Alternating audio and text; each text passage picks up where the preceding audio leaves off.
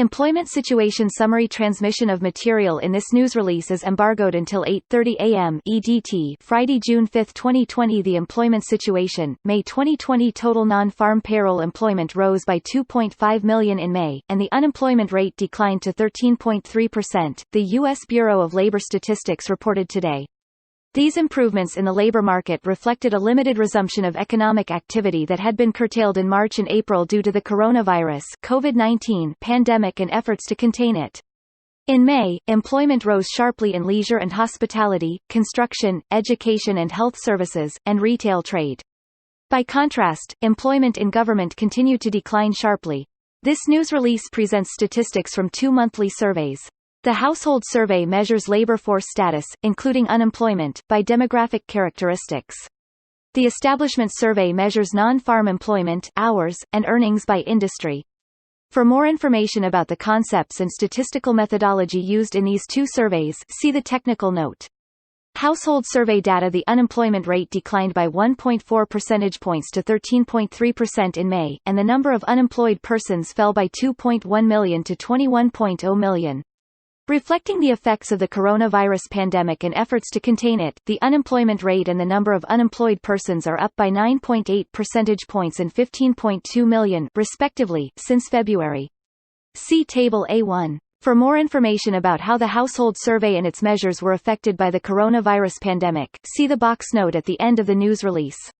Among the major worker groups, the unemployment rates declined in May for adult men 11.6%, adult women 13.9%, whites 12.4%, and Hispanics 17.6%. The jobless rates for teenagers 29.9%, blacks 16.8%, and Asians 15.0% showed little change over the month. See tables A1, A2, and A3. The number of unemployed persons who were on temporary layoff decreased by 2.7 million in May to 15.3 million, following a sharp increase of 16.2 million in April. Among those not on temporary layoff, the number of permanent job losers continued to rise, increasing by 295,000 in May to 2.3 million.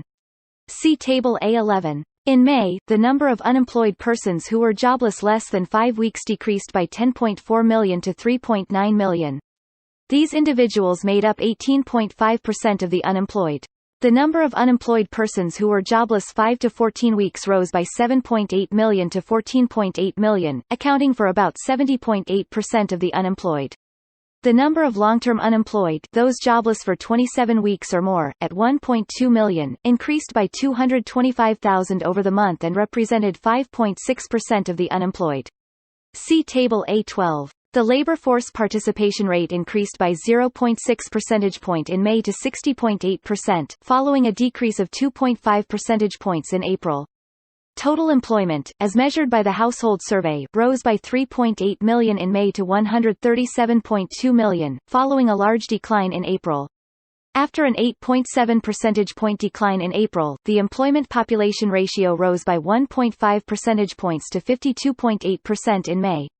See Table A1. In May, the number of persons who usually work full-time increased by 2.2 million to 116.5 million, and the number who usually work part-time rose by 1.6 million to 20.7 million. Part-time workers accounted for about 2/5 of the over-the-month employment growth. See Table A9. The number of persons employed part-time for economic reasons, at 10.6 million, changed little in May, but is up by 6.3 million since February. These individuals, who would have preferred full-time employment, were working part-time because their hours had been reduced or they were unable to find full-time jobs. This group includes persons who usually work full-time and persons who usually work part-time. See Table A8. The number of persons not in the labor force who currently want a job, at 9 million, declined by 954,000 in May, after increasing by 4.4 million in April. These individuals were not counted as unemployed because they were not actively looking for work during the last 4 weeks or were unavailable to take a job. See Table A1. Persons marginally attached to the labor force. A subset of persons not in the labor force who currently want a job numbered 2.4 million in May, little different from the prior month. These individuals were not in the labor force, wanted and were available for work, and had looked for a job sometime in the prior 12 months but had not looked for work in the 4 weeks preceding the survey. Discouraged workers, a subset of the marginally attached who believed that no jobs were available for them, numbered 662,000 in May, also little changed from the previous month. See Summary Table A. Establishment survey data. Total non-farm payroll employment increased by 2.5 million in May, reflecting a limited resumption of economic activity that had been curtailed due to the coronavirus pandemic and efforts to contain it.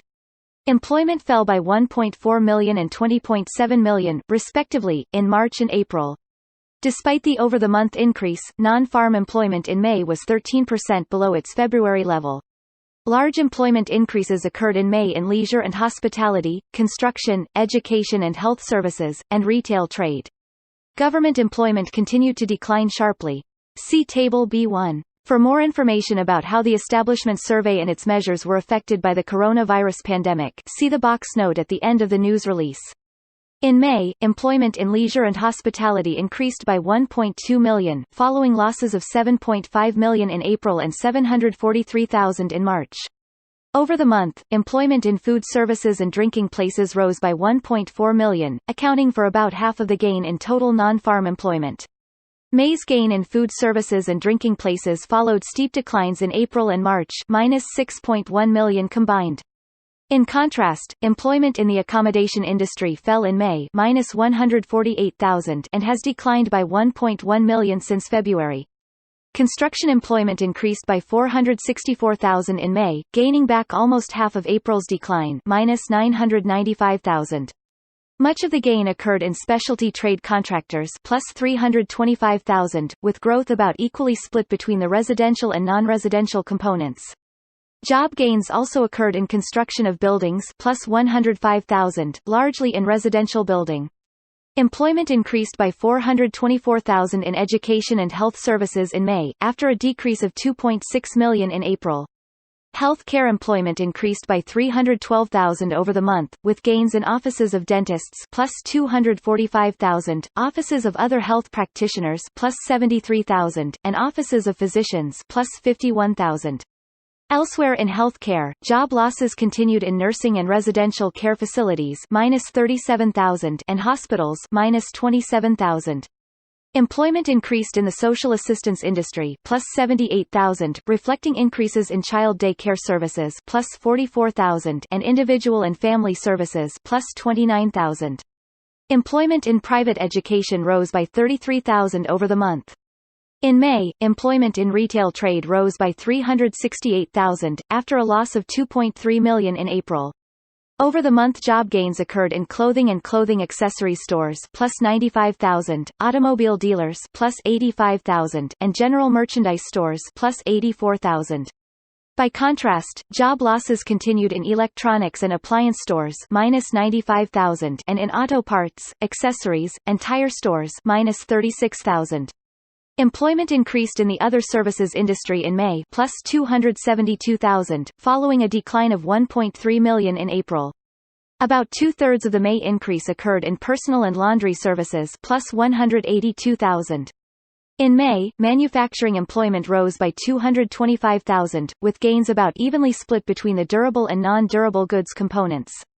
In April, manufacturing employment declined by 1.3 million, with about two-thirds of the loss occurring in the durable goods component. Within durable goods, employment gains in May were led by motor vehicles and parts plus 28,000, fabricated metal products plus 25,000, and machinery plus 23,000. Within non-durable goods, job gains occurred in plastics and rubber products plus 30,000 and food manufacturing plus 25,000. Professional and business services added 127,000 jobs in May, after shedding 2.2 million jobs in April. Over the month, employment rose in services to buildings and dwellings plus 68,000 and temporary help services plus 39,000, while employment declined in management of companies and enterprises minus 22,000. Financial activities added 33,000 jobs over the month, following a loss of 264,000 jobs in April. In May, employment gains occurred in real estate and rental and leasing plus 24,000 and in credit intermediation and related activities plus 7,000. Wholesale trade employment was up by 21,000 in May, largely reflecting job gains in its non-durable goods component plus 13,000. In April, wholesale trade employment declined by 383,000. In May, employment continued to decline in government minus 585,000, following a drop of 963,000 in April. Employment in local government was down by 487,000 in May. Local government education accounted for almost two-thirds of the decrease minus 310,000, reflecting school closures. Employment also continued to decline in state government minus 84,000, particularly in state education minus 63,000.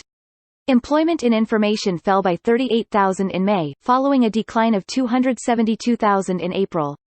Mining continued to lose jobs in May minus 20,000, with most of the decline occurring in support activities for mining minus 16,000.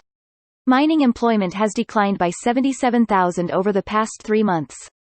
Employment in transportation and warehousing decreased in May minus 19,000, after an April decline of 553,000. Air transportation lost 50,000 jobs over the month, following a loss of 79,000 jobs in April. In May, employment rose by 12,000 in couriers and messengers and 10,000 in transit and ground passenger transportation. In May, average hourly earnings for all employees on private non-farm payrolls fell by 29 cents to $29.75, following a gain of $1.35 in April. Average hourly earnings of private sector production and non-supervisory employees decreased by 14 cents to $25 in May. The decreases in average hourly earnings largely reflect job gains among lower-paid workers. This change put downward pressure on the average hourly earnings estimates. See tables B3 and B8. The average workweek for all employees on private non-farm payrolls increased by 0.5 hour to 34.7 hours in May.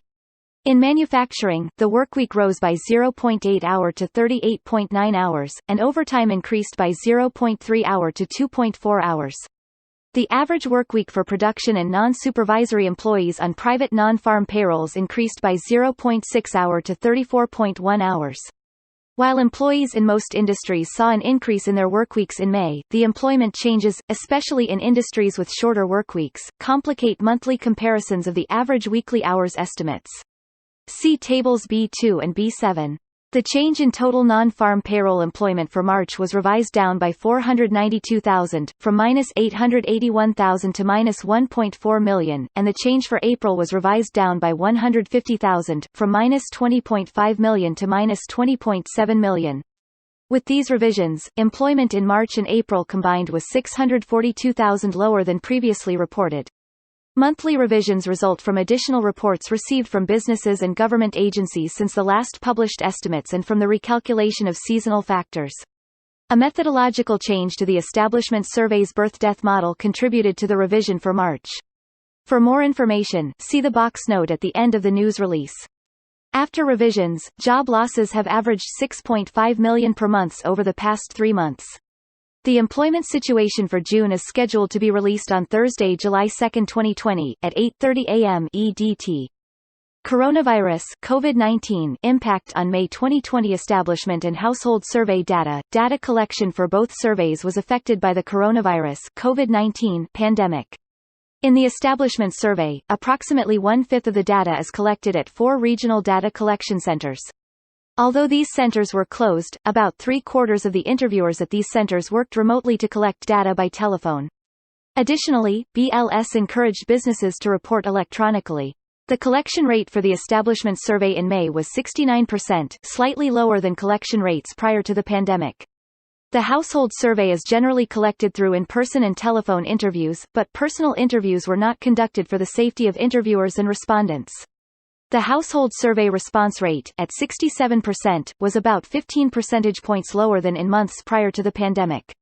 In the establishment survey, workers who are paid by their employer for all or any part of the pay period including the 12th of the month are counted as employed, even if they were not actually at their jobs. Workers who are temporarily or permanently absent from their jobs and are not being paid are not counted as employed, even if they are continuing to receive benefits.